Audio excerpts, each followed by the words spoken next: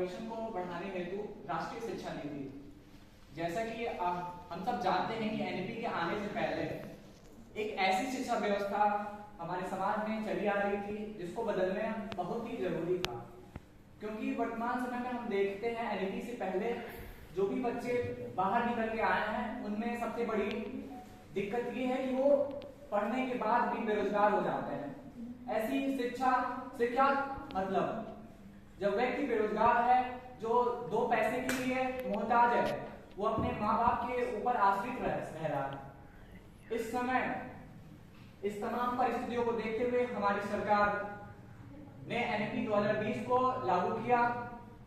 Doctor APJ Abdul Kalam जिन्होंने सोचा था कि भारत 2020 उनकी कल्पना के आधार को भी मानते हुए डॉक्टर कस्तूरी रंजन की समिति द्वारा 31 मई 2019 को एनईपी 2020 प्रस्तुत किया।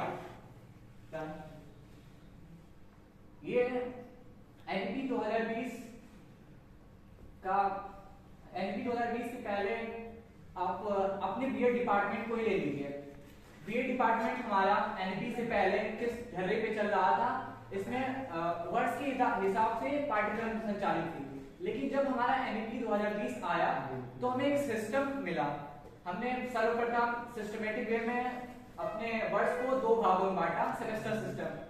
उस सेमेस्टर सिस्टम के पार्ट में आज हम पीपीटी को प्रेजेंट कर रहे हैं। ये भी एनईपी का ही योगदान है हमारे प्रेजेंटेशन में, क्योंकि एनईपी के द्वारा ही हम इस काबिल बनने का प्रयास कर रहे हैं कि यहाँ से जाने के बाद हम ऑनलाइन माध्यम से अपनी बातों को रख पाए। कैसे हम अपनी बात को पीपीटी के माध्यम से यूट्यूब है या सोशल मीडिया जहां पे भी अपनी बात रखना चाहते हैं वो रख पाए। एनईपी का ही ये योगदान है।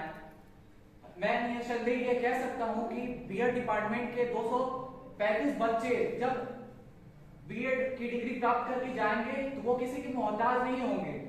वो अपने द्वारा जो भी सीखे हैं यहाँ पे या जो भी अनुभव उनके द्वारा मिल रहा है उनके माध्यम से वो अपना जीवोपार्जन चला सकते हैं, बखूबी चला सकते हैं।